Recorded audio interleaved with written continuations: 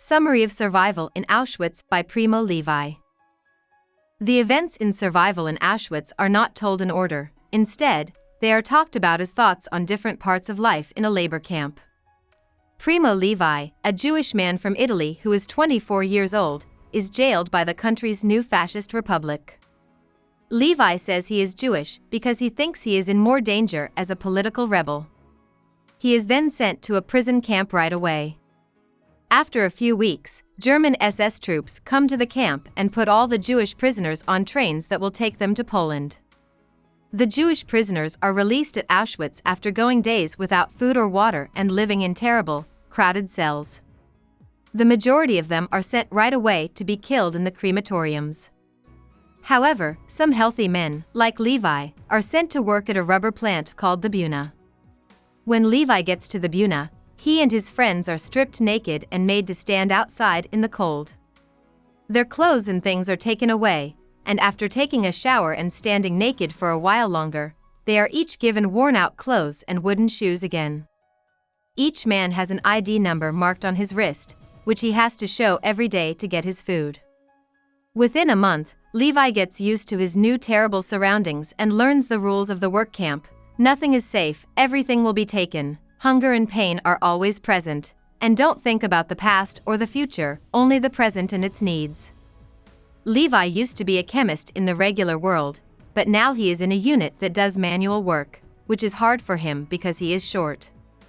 But when a careless worker drops a metal tool on Levi's foot and cuts it open, Levi gets to spend 3 weeks in the camp's hospital, which is a nice break from the hard work.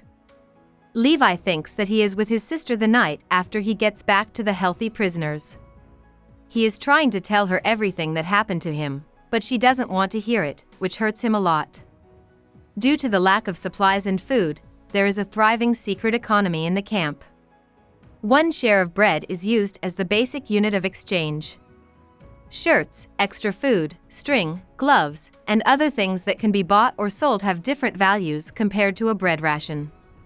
The values of these items change based on supply and demand.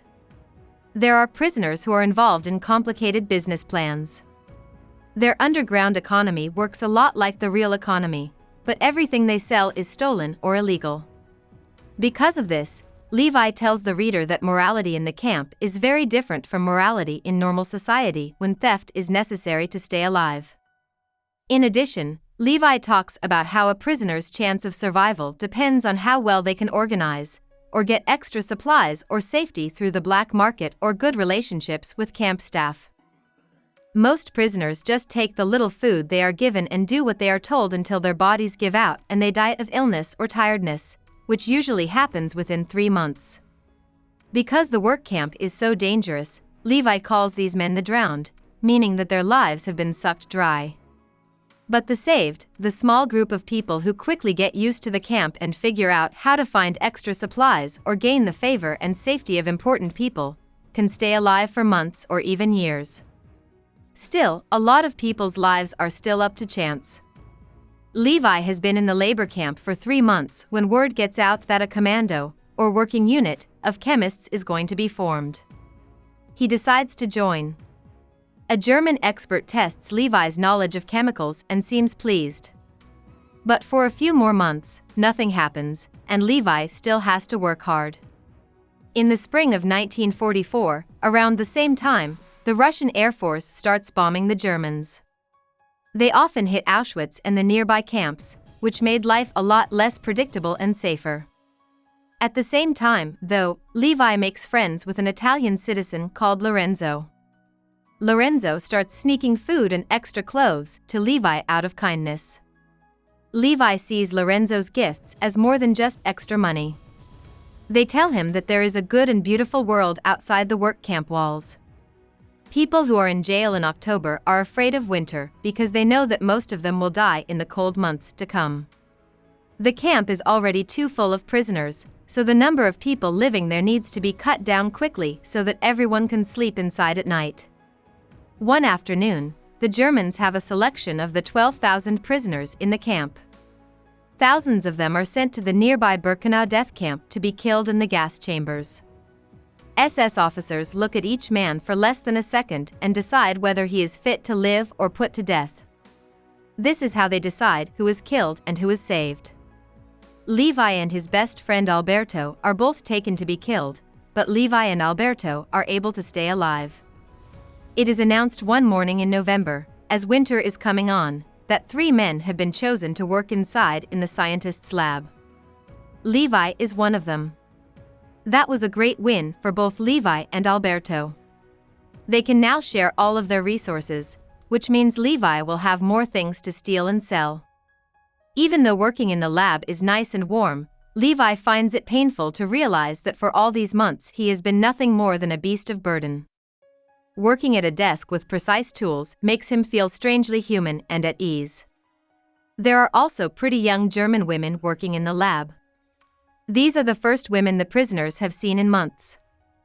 The women are turned off by the smell and look of the Jewish prisoners, which makes their pain even worse. Still, Levi gets stronger as more resources become available and dangerous and hard work decreases. He and Alberto also become better at organizing things, using different investment and theft plans to get a lot of food and better clothes. Around Christmas, they both feel like they've won when they see a Jewish prisoner who had been involved in a violent uprising in Birkenau being put to death for his crimes. As the man is dying, Levi feels bad that the doomed person was the last strong Jew who could really fight their tyrants. Even though he and Alberto were able to get things organized, they feel beaten and ashamed because they know the Germans were able to break their spirits. Levi gets scarlet fever in January 1945 and has to stay in the infection ward of the hospital for 40 days while he is kept away from other people and rests. In his first few days there, officials tell him that the camp is being cleared because the Russian army is coming. People who are strong enough to walk will be led away by the German guards, while people who are sick will be left to their own devices. He joins the healthy inmates and the Germans, and then he disappears into the night. Since Levi never sees him again, it's likely that he died on the way. Levi stays in camp, even though he has a fever and is weaker than most of the other men there. He shares a hut with 10 other sick men and there are hundreds more in the hospital. With the help of 2 hard-working Frenchmen, Levi and most of the other people in their hut make it through the next 10 days by finding food, wood for the stove, and fuel. Most of the other men who are left in the camp die of hunger, illness, or being out in the cold.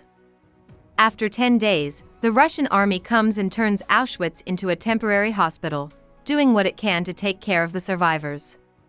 While the Russians take care of Levi's group, half of them die.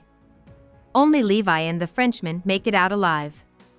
When Levi and his co-workers get back home, he continues to build a long-lasting bond with one of them. About the author. Primo Levi was born in 1919 to Jewish parents who were well-educated. As a teen, Levi joined the fascist youth movement in Italy, which was normal for boys his age to do.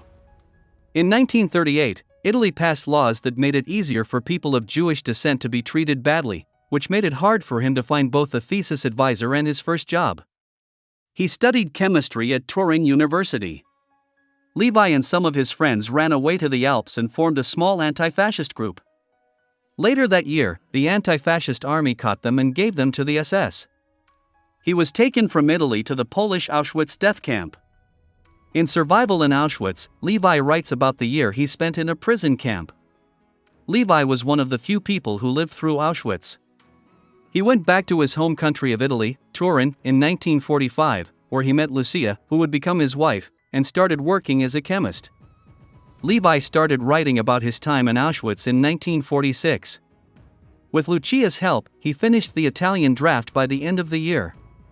He kept working as a scientist and didn't write another book for 16 years. By that time, he was married and had 2 kids. Levi's first book, A Story of My Journey Home from Poland to Italy, won an Italian Literature Award and became a bestseller in 1963. It also helped Levi's first story become more popular. Levi started to write a lot more. He wrote 2 more diaries, a novel, a collection of short stories, and a book of poems. But the same year that the truce came out, Levi started to have major depression, which was likely caused by the pain he went through at Auschwitz many years before. Levi became a distinguished Italian writer after retiring from chemistry in 1977. In 1987, Levi fell and died after hitting his head on a 3-story rooftop.